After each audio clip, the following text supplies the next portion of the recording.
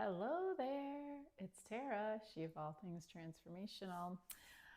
Transformational guidance coaching, transformational bodywork, and for our purposes here today, transformational yoga. And what we are transforming today is our body after we have done lots of gardening or yard work or other kinds of manual labor similar to that. If you're a landscaper, this is going to be appropriate. This could be helpful for people who do construction work, house cleaning, any of those things. But I'm really thinking about gardening right now because I live in Buffalo, New York, and this point in time, mid-May, is when the gardens are, finally the weather has broke. Yes, mid-May, finally, the weather is fully broke. The gardens are going crazy and so are the weeds. And it takes a lot of effort to stay on top of them. And so this time of year, me and a lot of people I know are just digging in. And what I noticed a bunch of years ago is that if I didn't do something to help myself really well the day that I was gardening and or the day after, I might suffer the consequences in my body. So this is a little practice of a few suggestions, poses that you can do on the, I'm going to say, active side to either prep yourself for that kind of work or counterpose that kind of work. A counterpose is when you do something that sort of utilizes the opposite muscles or movement patterns than what you had done. So in yoga, we counterpose poses with kind of opposite poses, but I consider yoga to be actually a practice that should be also counterposing our lifestyle habits, choices, physical things like that. So this is a few suggestions, and I'm going to use the word active very loosely because even though this is movement oriented, I'm still going to keep it on the subdued side, because if I've been doing a bunch of work, labor kind of style work outside, I want my practice to be kind of more restorative in nature, a little quieter in nature.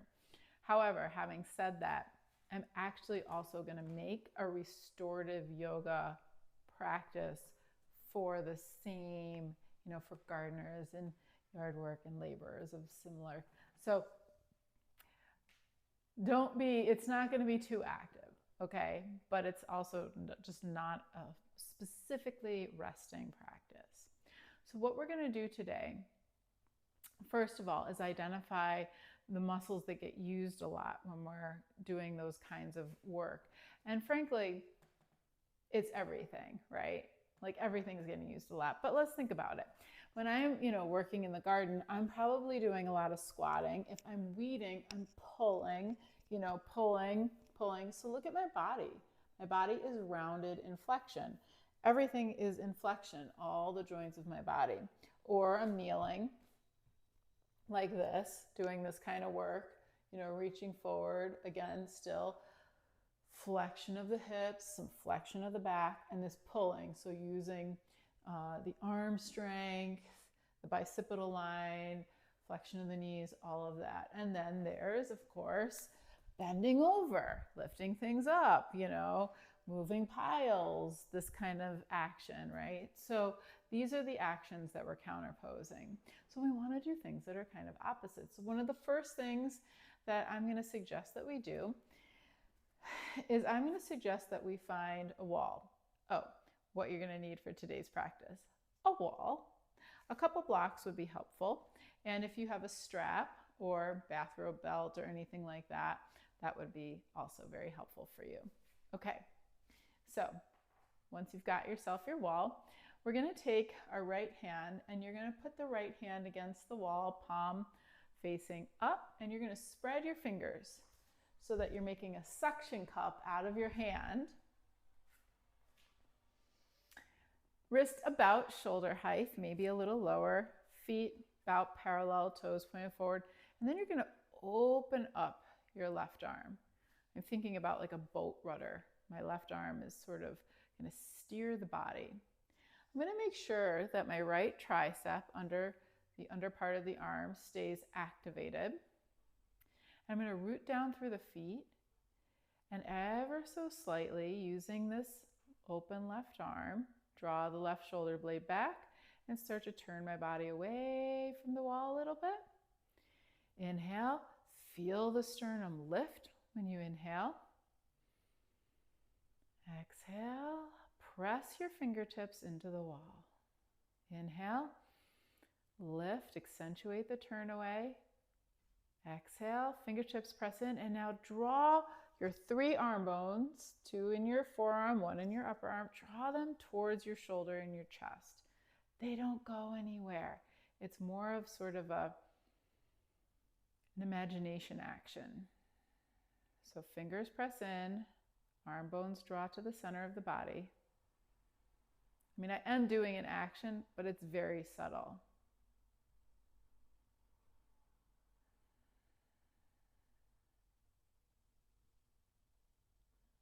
Okay, and you can release, let that arm come down, move the shoulder a little bit. And then we'll do the same thing with the left hand. You're going to press the left hand into the wall, about shoulder, wrist about shoulder height, feet well planted. You're going to open up your right arm. And you can see my right shoulder blades drawing towards the spine a little bit. Take a deep breath. Make sure you're contracting the triceps in the back of the left arm. Press the fingertips into the wall, draw the arm bones towards the center of your body, and use your right arm to help you turn away. Inhale, lift the sternum. Exhale, press the fingertips, draw the arm bones, turn away. A couple more times.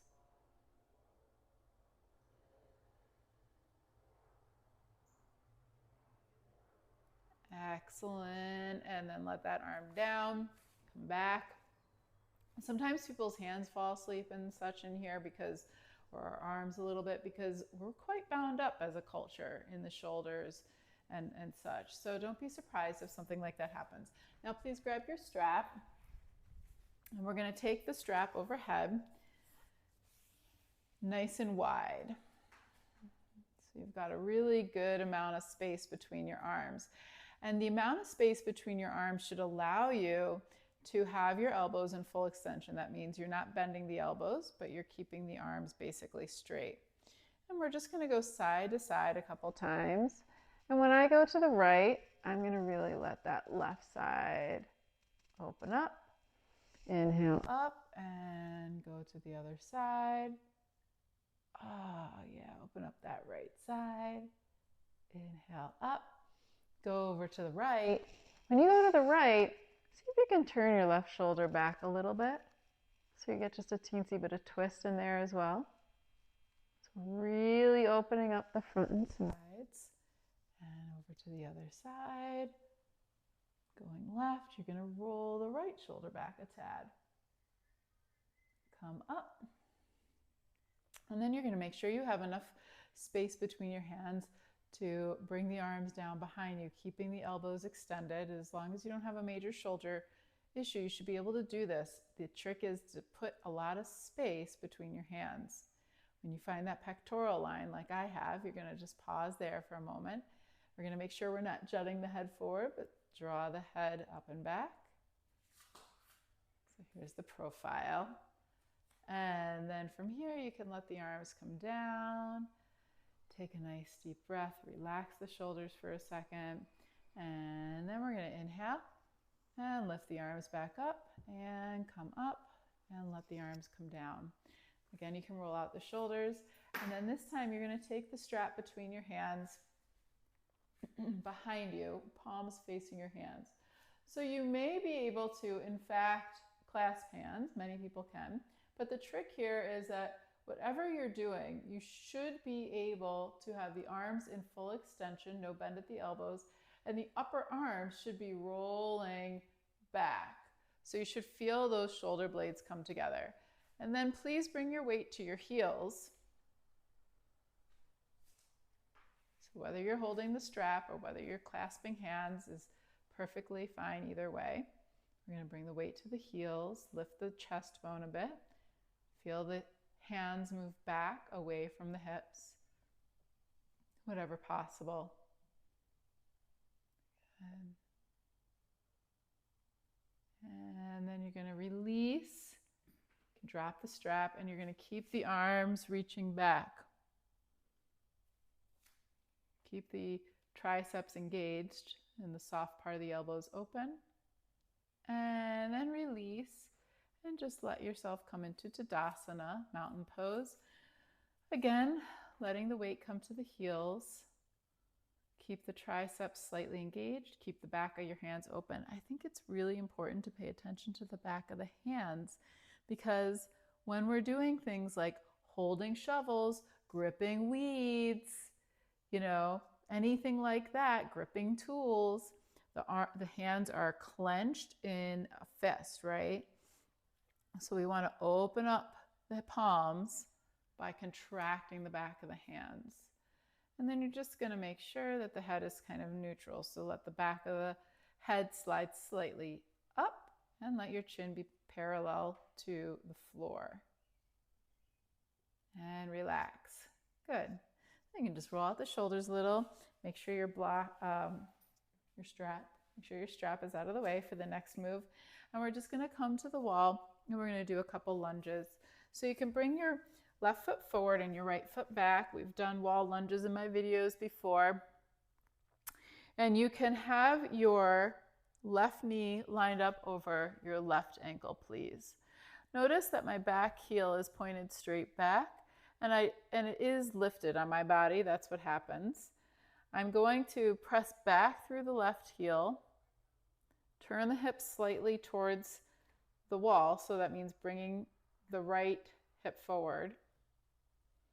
And then you can press away from the wall so that you kind of come into this more vertical posture with your back and lift the arms up.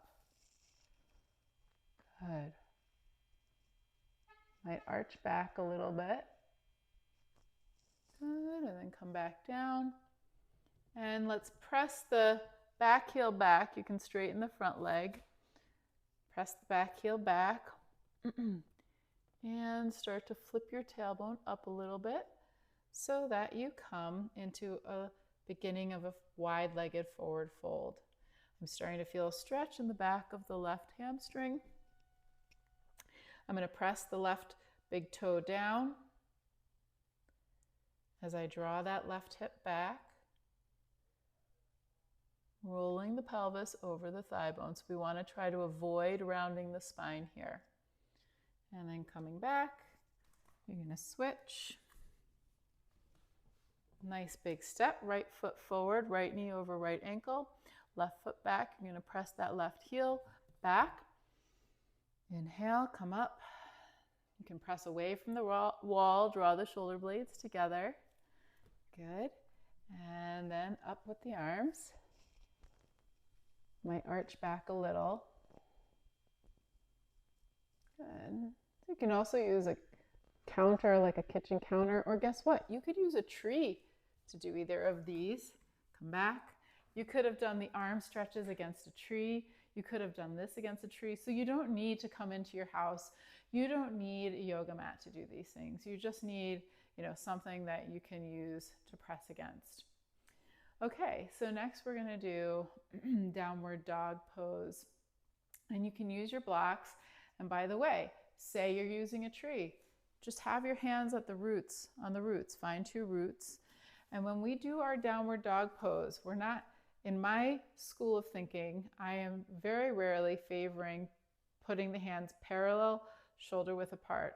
I favor turning the hands out and have them a little wider than the shoulders with the fingers spread. And this allows us to open up across the collarbones, to have openness in the sternum, and to really, at the end result is to lengthen the spine. So what I'm going to do here is I'm going to place my blocks against the wall. Yeah, if you don't have blocks, you don't have to, you can still do this pose. You just don't have the hands lifted. And I'm going to have my hands at the corners of the blocks so that they're just kind of leaning in. You can come back, tuck the toes, exhale, lift the knees up and back. Keep the heels lifted and the knees deeply bent, and press into the blocks so that the spine starts to lengthen. And the idea here is that we're lengthening the spine and the front of the body more than rounding the spine. We don't really want to round the spine in downward dog. This is meant to open up the front of the body and lengthen the spine and extension. If you're on the flexible side and you can straighten the legs without losing that lengthening in the spine, you can do it. But I think that most people, in my observation, can stand to lift the heels, bend the knees, and scoop the hips up and back that way. And even though I can straighten the legs, I usually start with the knees bent, heels lifting, hips scooping back. And then I'm going to bring a little bit of external rotation into the upper arm, so the soft part of the elbow tries to face forward and up. And we're breathing.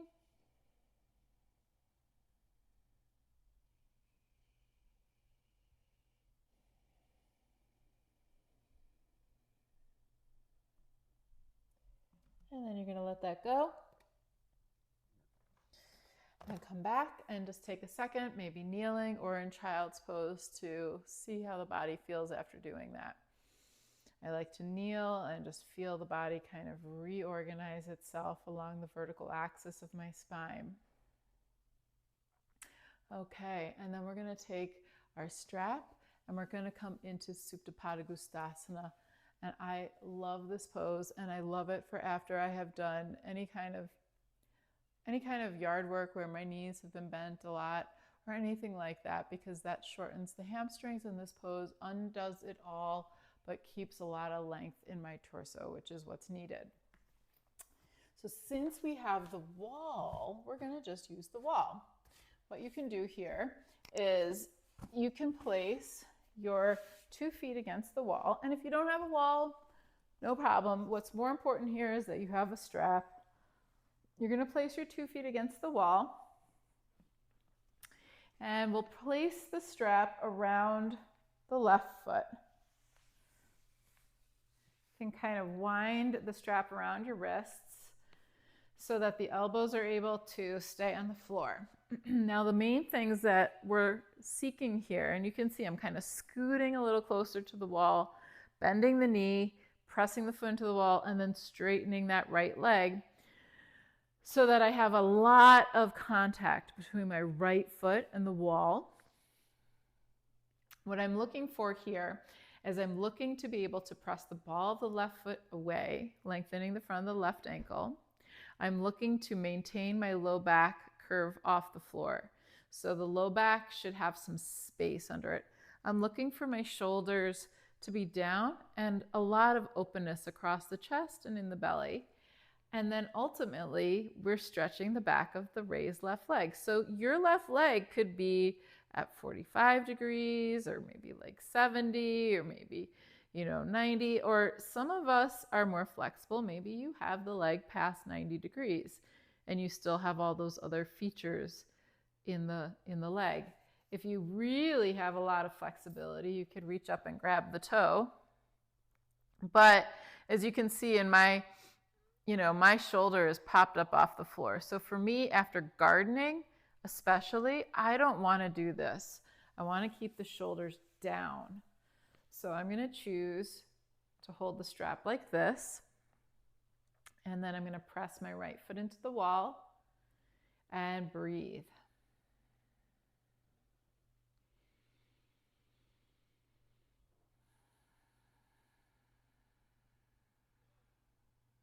I'd say as long as the pose is not causing pain, 3 to 5 breaths is a good minimum amount for most poses. You can always stay longer, and you can always come out sooner if you need to. Okay, so when you feel complete, you can let this leg come down. And if you're using the wall, why don't you let the leg come down straight? so that it lands against the wall, foot against the wall, and then we'll scoot a little closer in. You'll press the left foot into the wall so you slide slightly away from it. Take the strap to the right foot, and we'll repeat on the right side. So again, you have the strap kind of in the arch of the foot. You can wrap the strap around your wrists. You want to have a nice long strap, whatever you're using. It should be nice and long and firm. And pressing that left foot into the wall, and you're going to find the appropriate angle for your right leg so that you have a mild stretch in the back of the right thigh. You're able to press the ball of the right foot away and maintain your lumbar curve, your low back curve off of the floor. The low back should have some space underneath it. Here's a little clue.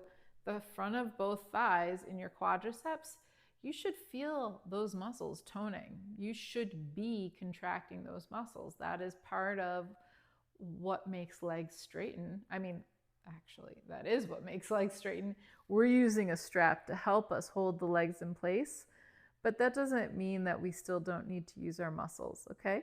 So contracting the quadriceps is going to help you keep this pose nice and clean and not overdo it.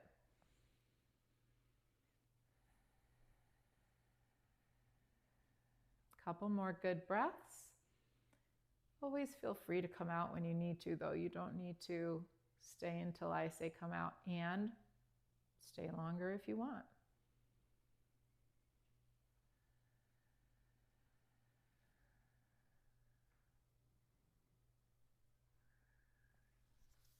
Then when you let this leg out, you can lower this leg down to the floor.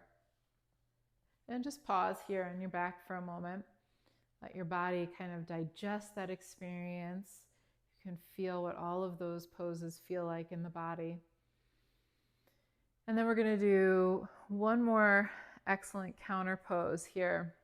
Counter pose to gardening, yard work.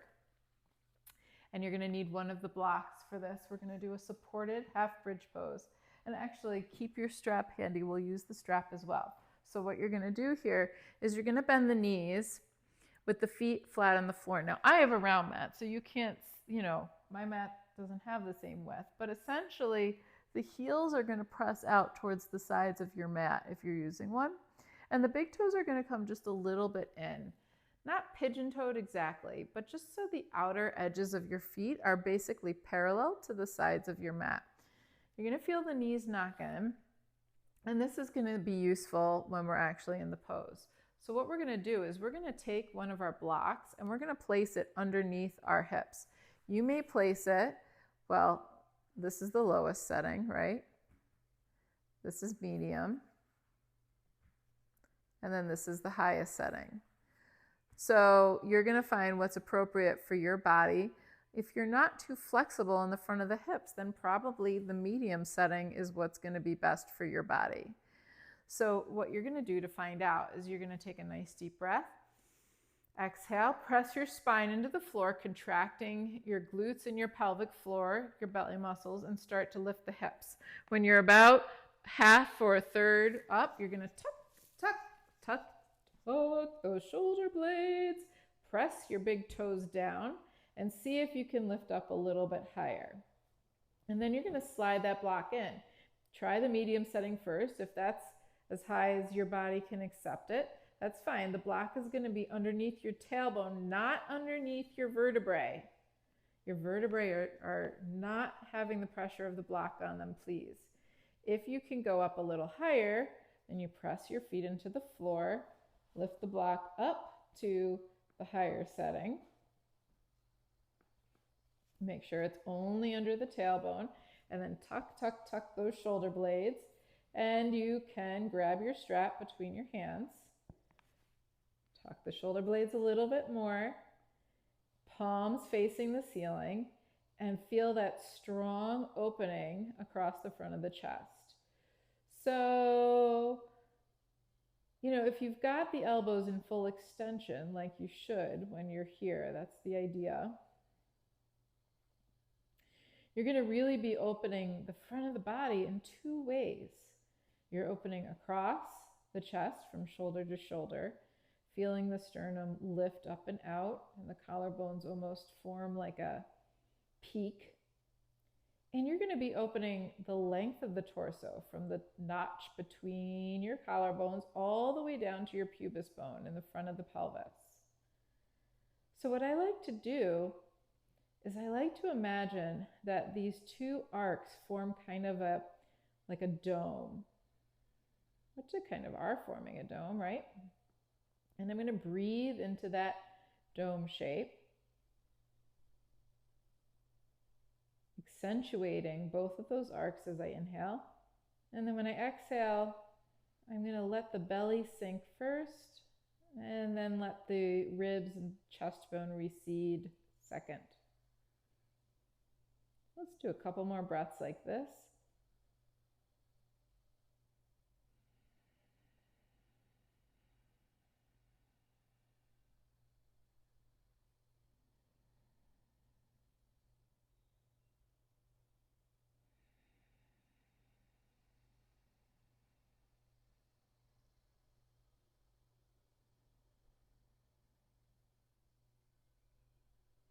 And release. You can take the strap out of the way, untuck the shoulder blades a tad, press the feet into the floor, lift the hips, and then you're going to lower your hips down one vertebrae at a time very slowly, using your abdominal muscles to help you lower the hips. So the last thing that touches, hopefully, is your tailbone. Lots of abdominal engagement to help you with that. And then release. Pause. Let's take a nice deep breath. I know some people really feel like they need to move their knees side to side or hug their knees in after they do that, and you certainly can if that's what your body wants to do. Please follow your body's instruction. But I do like to encourage people to just pause for a second and let the pose kind of move through the body, digest that for a moment here. If you feel like you need to move around a little bit, you certainly can. What we're going to do is we're going to finish off our practice with one more downward dog. So you can flip right over from where you are. Let's come to hands and knees with the hands a little bit ahead of the shoulders. And remember, wide, palms spread, fingers spread, and a little bit of turnout. So hands, wrists a little ahead of shoulders, knees a little bit behind hips. Exhale, lift the knees, heels up, knees bent, scoop the hips up and back. And then depending on your level of flexibility, if you can keep all that length in the spine, then maybe you want to let the heels come down, but don't care about the heels on the floor. That is like one of the last things to care about in this pose. It's kind of a myth. I mean, it's not a myth, it's part of the pose, but it's not one of the more important parts of the pose. The length of the spine, the openness of the body, the tone of the back, those are way more important pieces of the pose. Keeping the pelvis, tailbone, and spine moving as one unit, much more important than having the heels on the floor.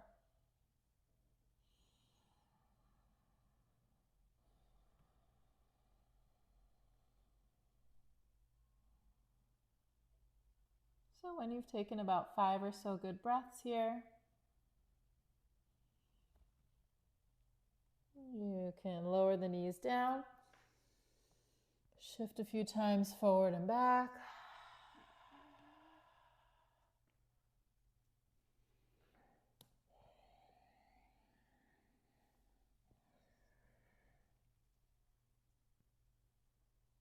And then we're going to finish off with you coming to your back for Shavasana, or if you want to do something a little extra special, you could go to legs up the wall. And I got to tell you, legs up the wall is by far one of my favorite poses, Viparita Karani. But after I have been doing a day of physical labor, gardening, something like that, or I'll use this pose in between This pose is magical. It gives you a new lease on your day. So here's how you do it. You're gonna sit with your hips kind of really close to the wall, with your feet next to your legs next to the wall. And you're gonna lean back, exhale, and spin your body towards the wall. You should not be so close to the wall that you feel any stretch in the back of the legs. You do not, this isn't a stretch, okay? This pose is just to rest in. So if you feel a stretch, you're just gonna back your body away from the wall a little more. I am giving you the most lowbrow version of this pose. This pose is definitely improved with props, but just for today, I'm showing you the, bare bones. Because sometimes when I'm doing a lot of work, I don't want to bother with a bunch of props. I just want to come in the house and put my legs up the wall and do a couple poses, and keep moving on. So you can enjoy this pose with your breath for as long as you want. And if you're here, either here or in resting pose, I recommend to you to let the exhales be a little longer.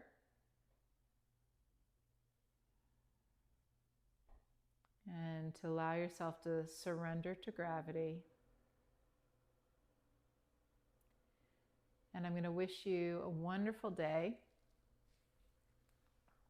I am going to wish you many happy gardening, yard work days ahead. And how wonderful is it that you have a body that whatever it is that you do with your body helps you do what you choose to do. So thank your body today, and I thank you for paying attention to this video. I thank you for giving it a like, for sharing it with someone who you think might benefit from it, and for subscribing to my channel. Thank you so much. Namaste.